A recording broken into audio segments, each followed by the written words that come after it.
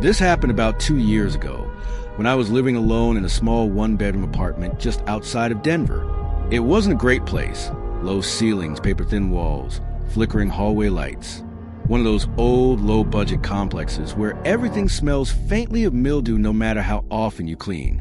The plumbing made weird groaning sounds at night, and the heater ticked like a metronome when it kicked on. But it was cheap, close to work, and I didn't need much.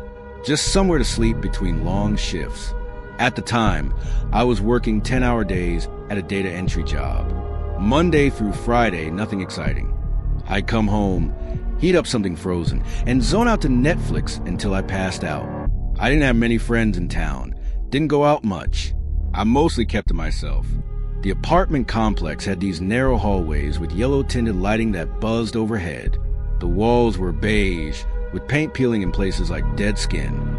You didn't really talk to your neighbors there, just the occasional nod or awkward smile if you crossed paths. My unit was on the ground floor, tucked in the back corner of the building. It was quiet back there, which I liked. The only real sign of life came from the guy in the apartment next to mine, a man named Gerald. I only met him once, maybe a few days after I moved in. He was older, maybe mid-60s, with gray hair and a lazy eye that never quite settled on your face when he spoke. That conversation barely lasted a minute, just a muttered hello as we passed in the hall, and then he disappeared into his unit. After that, we never talked again. But I'd hear him sometimes through the wall, shuffling around at night, the soft thud of footsteps, an occasional dry cough. He seemed restless, but quiet, harmless. Then one night, it stopped. At first, I didn't think much of it. Maybe he wanted to stay with family. Maybe he got sick and was in the hospital. But after 4 or 5 days of total silence, no movement, no footsteps, no coughing, I started to wonder. It was strange how something you barely noticed could feel so loud in its absence. Then the smell started. It was faint at first, just a sour tang in the air when I walked in after work. Metallic, almost like rust mixed with something spoiled. I assumed it was the plumbing again. The building was old and busted, and strange smells were kind of the norm. But by the end of the week, it had grown stronger, like rotting meat left out in a hot garage. It seemed to drift in from the corner where my bedroom wall connected to Gerald's apartment. I called the property manager and let them know. They said they'd send someone to check it out during the next maintenance sweep. That was their answer for everything. Well, check it out. It usually meant nothing would be done unless someone complained again. Then the noises started. It wasn't footsteps this time. It was scratching, soft at first, barely there, a rhythmic, slow scritch, coming from the wall just behind my bed. Not the floor, not the ceiling, the wall. At first, I thought it might be a mouse, or maybe rats, God forbid. I even Googled what rat scratching sounds like, but what I was hearing didn't match. It wasn't frantic, it wasn't chewing, it was deliberate, almost human. Every night, always between 1 and 2 a.m., just as I was drifting off, I'd hear it. Scritch, scritch, pause, scritch. It made my skin crawl. I knocked on the wall once, just to scare off whatever was there. The scratching stopped immediately. I waited 1 minute, 2, then it started again. Slower this time, more drawn out, almost like it was reacting to me. Scritch, scritch. The next night, it was louder, closer. I couldn't sleep. I finally got out of bed and pressed my ear to the wall. I expected silence, but instead, I heard breathing, not talking, not mumbling, just long, shallow, quiet inhales, like someone trying not to be heard. I jerked back from the wall. So fast, I knocked over the lamp next to my bed. That night, I slept on the couch with the lights on. And even then, I barely slept at all. The next morning, I went straight to Gerald's door. It was shut tight. No answer. I knocked again. Nothing. But I noticed something weird. His doormat was gone. He always had this faded green one with a welcome print on it. Now the spot was bare. I went to front office and told them something was definitely wrong. The smell, the noise, the fact that I hadn't seen or heard my neighbor in nearly 2 weeks. They finally agreed to send someone in to check.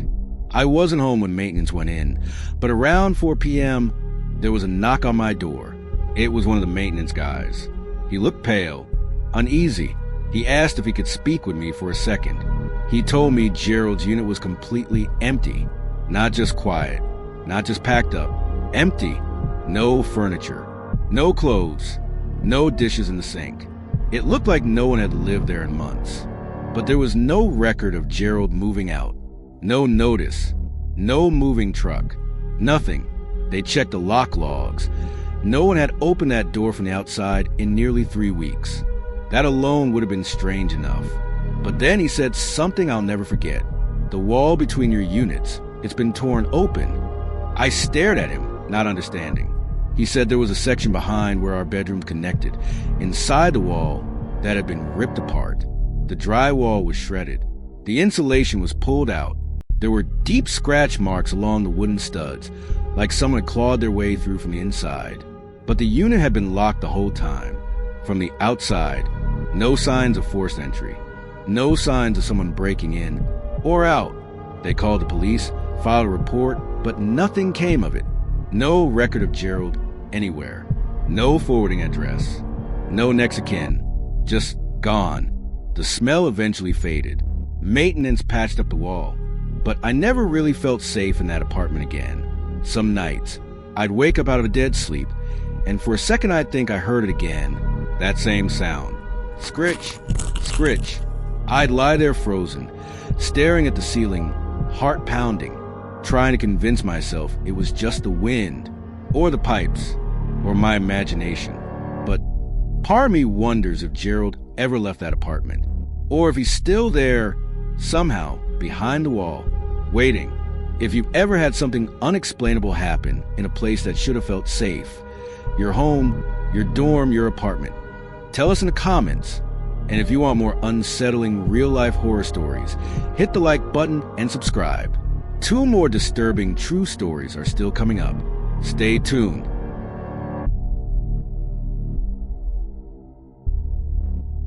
This happened in 2019 when I was working nights at a gas station just outside Albuquerque. The place was called Circle M, a 24-hour convenience stop attached to a couple of gas pumps and nothing else around for at least a mile in any direction. Old building, flickering lights in the back, yellowed tiles that were probably white when Reagan was president. It was one of those places that always felt a little damp inside, no matter how hot or cold it was outside. I worked the graveyard shift, 10 p.m. to 6 a.m. It paid a little more, and I didn't have to deal with managers breathing down my neck. So I didn't mind. I liked the solitude. Most nights, it was just me, the humming of the drink coolers, an occasional trucker or night owl popping in for a coffee or a gas station sandwich. But that night, the night with the guy in the hoodie, still sticks with me. Because something about it didn't feel like real life. It felt staged, like a nightmare being acted out just for me. I remember the time clearly, 3:15 a.m. That's the part of the shift where the world feels completely empty.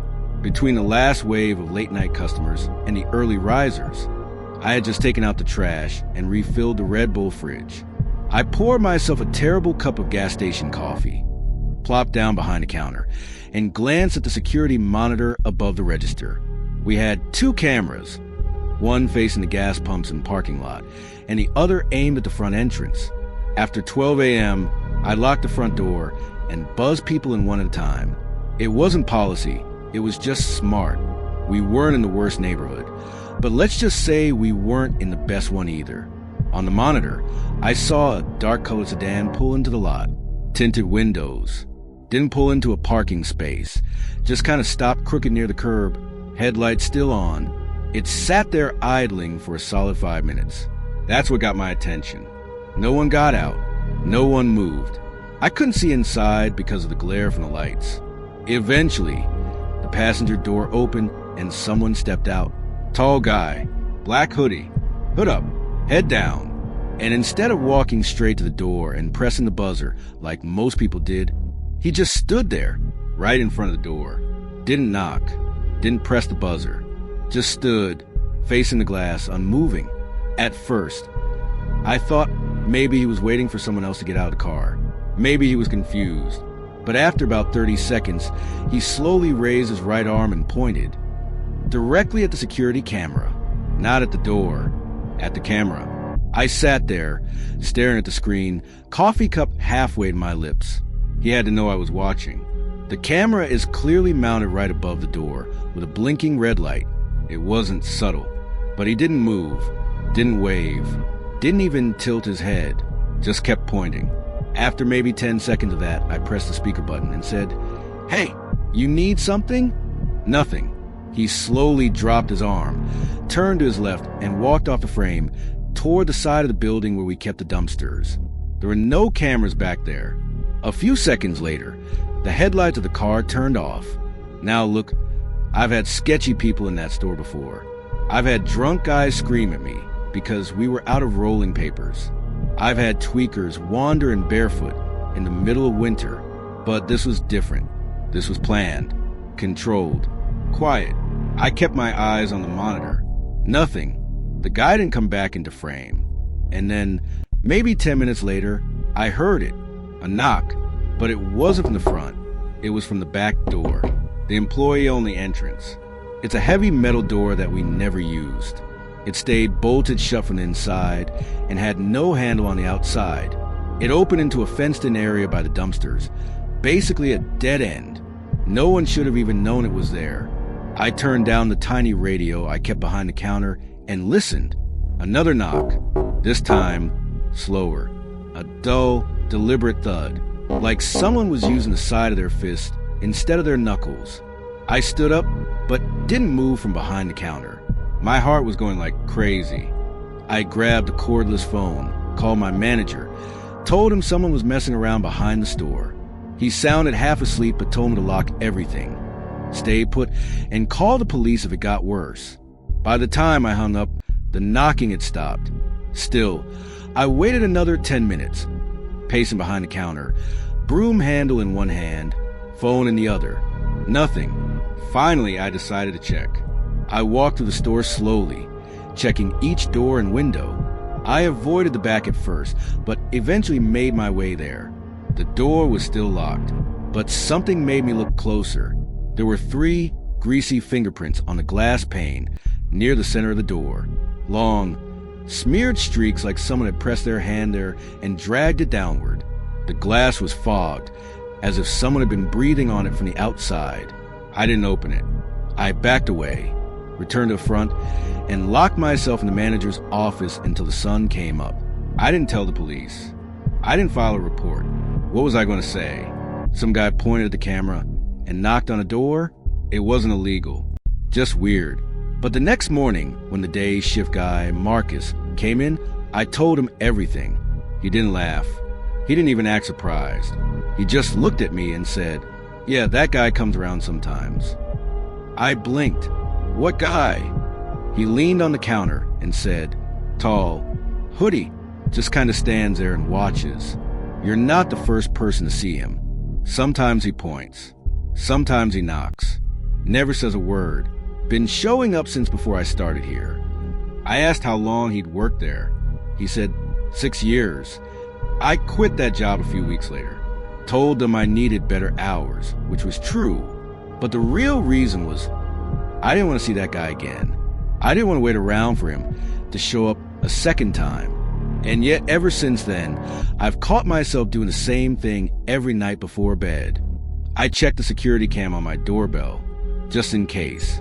If you've ever worked a night shift and had something happen that didn't feel quite real, let us know in the comments. And if this story gave you chills, hit like and subscribe, because I've got 2 more terrifying stories coming up, ones that feel a little too close to home. Stay tuned.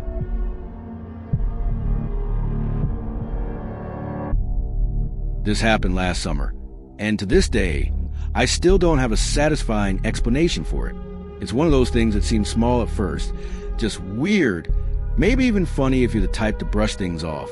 But then it starts to sink in, the details come back when you're lying in bed, and you realize something was off, deeply off. I live alone in a small rental house in Phoenix, Arizona.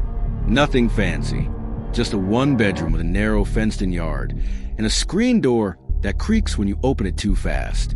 The kind of quiet street where people mow their lawns on Saturdays and wave from across the road, but don't really know each other. It's a safe area, or at least it used to feel that way. It was a Friday night, just after 10 p.m. I'd finished watching a few episodes of something on Netflix, can't even remember what, and turned off the lights. The glow from my TV faded as I walked into the kitchen to rinse a glass. I was just settling into that calm, sleepy state, thinking about work, weekend errands, nothing heavy. Then came the knock. 3 of them. Not loud, not panicked. Just knock, knock, knock. I froze mid-step. It was subtle enough that I questioned whether I even heard it. Maybe it was the wind or something falling outside. But then it came again. 3 more knocks. Same rhythm. Same quiet insistence. This time I was sure. I walked in front of the house. Quietly. The layout of my place puts the kitchen toward the back, so I couldn't see the porch from the window. I approached the front door and looked through the peephole. There was a woman standing there. Mid-30s, maybe, very pale skin. Long gray hoodie pulled over her head, even though it was nearly 90 degrees outside. Her dark hair fell around her face, mostly covering her features. And she was just standing there, still, no movement, no shifting from foot to foot like people usually do when they're nervous or waiting.